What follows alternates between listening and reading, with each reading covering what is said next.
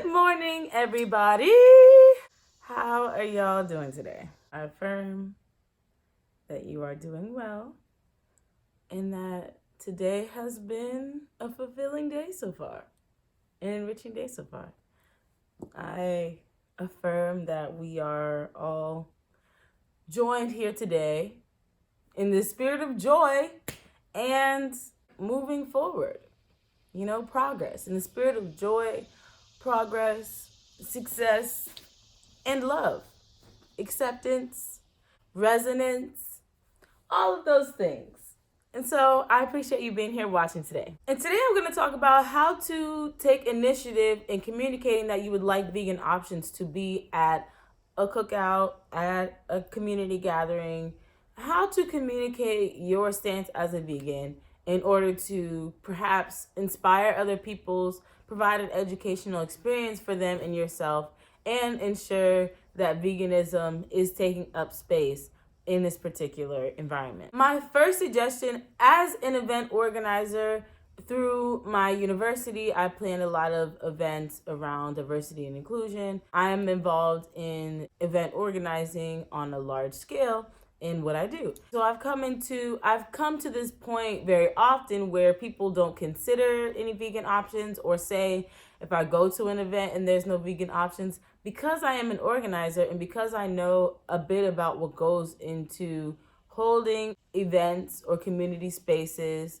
particularly those that include food, I know certain steps that could be incorporated so as to ensure vegan accessibility in this space. So I just wanted to share those today with you. So this is if you are on a team that is not vegan, and perhaps you are a vegan who is working with a community that centers another one of your identities. So you feel included and empowered in this space, and you're seeking to expand that inclusion and empowerment, and also provide opportunity to people who you're inviting to this space. Say, I know, for example, if I'm inviting people to a space, because I encourage people to go vegan, I want there to be vegan options there for them to exercise that practice. I feel it's kind of hypocritical to encourage people to exercise this practice and then invite them to an event where they have no vegan options.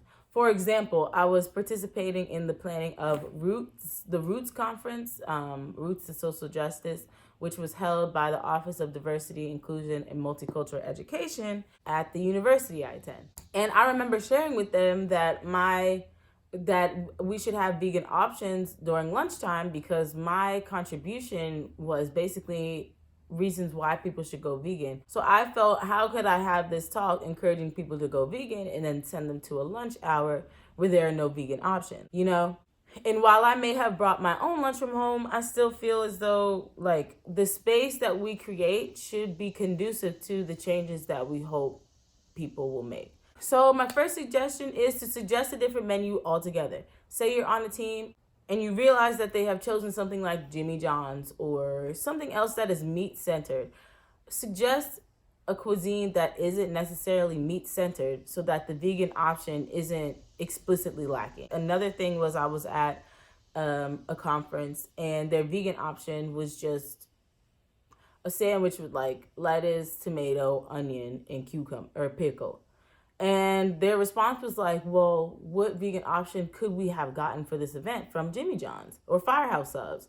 And my response was, you could have chosen a different caterer that was more inherently vegan friendly, because you knew Firehouse Subs is a meat-based or meat-centered establishment. So that's one. Then the other suggestion is a build your own style where there is rice and beans, and then if they're adamant about having non-vegan options, and then whatever else, so that the person can create their own meal and still have a filling option. I remember one time there was catering in the lobby in the student union building at my school, and it was a Thai restaurant. And I was so grateful because all of the dishes were individually served, so that there was white rice, there was a type of noodle that was vegan, and then there was tofu that was vegan and sriracha sauce. And to me, that was amazing. That was honestly all that I really wanted for that event. But I found that the build your own style is like you can always add things, but you can't always take away, which is something that I ask vegetarians and pescatarians and those who still eat meat to consider.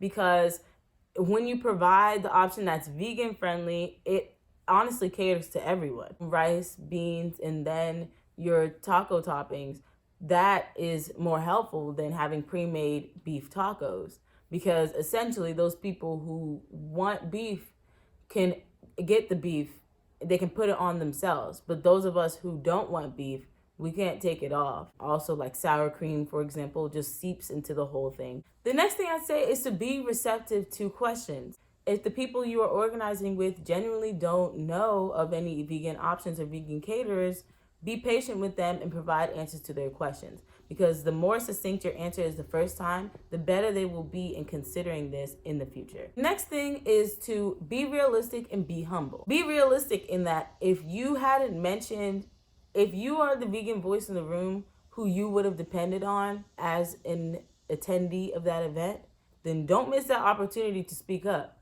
It's unrealistic to assume that these people will have this consideration, honestly, like without your input. Of course, we would like for a group of non-vegans to consider vegans and get the option that's actually something they would want. However, you may have to assume that responsibility. And if you didn't say anything in the planning meeting and there are no vegan options there, say something next time. The other thing that I think is really important to ask your team or to consider as a team is, are we incorporating vegan options into the budget, or are we creating a vegan friendly menu? As I mentioned before, if we were to do like a vegan friendly menu and do things that have bases that are primarily vegan, but you can add non-vegan toppings, then honestly, everyone gets the best of both worlds. If we are just incorporating vegan options into the budget, say the food has already been purchased, but we can spend an extra amount on vegan options, that changes the scope of what can be available to the attendees. And honestly, I'm down to work with either, but there is a difference, so it's important to know that. So, two last things. The last thing is to say something at the earliest planning stage. The moment that you recognize, and even myself, if I'm invited to an event at this point, I'll ask, are there vegan options? Upon receiving the invite, because you know what that also communicates? If this person wasn't planning to have a vegan option, now they can, because it's ahead of time. If I'm standing there at the cookout with my bun open, like, damn, y'all didn't think about the vegans, my feelings are hurt. Well, not really, because I don't really go places expecting to eat anymore. Unless I have said something on the onset like, hey, will there be vegan options? Or here's some ideas, or I can bring some. Something like that. Then I am expecting for the vegan option to be considered. But generally, the truth is that before I was vegan, I didn't consider it at all.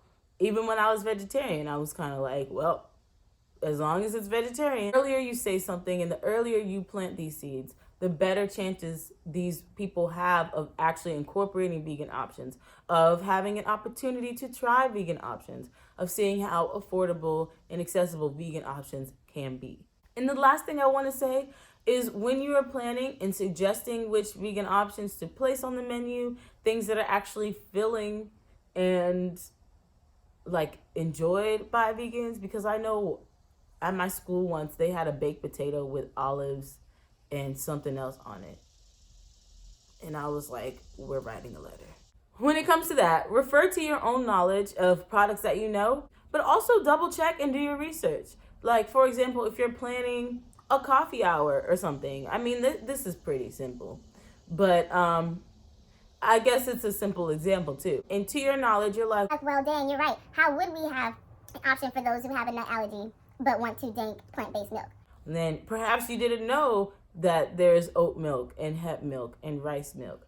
Perhaps you didn't know that it would be able to be within your budget, or they have those options at the store or the restaurant that you were planning to source from. Double checking, doing your research, using multiple resources because you are a vegan, but you're also speaking from what you would like and what you would want to eat, which is not a bad thing, but grabbing a holistic perspective of vegans out there could be beneficial to your event attendees. I hope those tips were helpful, as I hope to continue bridging gaps between communities that are struggling to compromise. I believe that we can better understand each other if we take the time and have the patience to do so. And I want to provide some resources to support people on their journey to better understanding themselves and one another. Thank you very much for watching. And as always, I can be found on Instagram at Black Feminist Vegan, where I post daily. And I can be found at Radiate Gifts, which is the gift shop where I offer my herbal smoke blends, herbal teas, mineral-based face mask, and a lot of other personal skin and body care products coming to you very soon.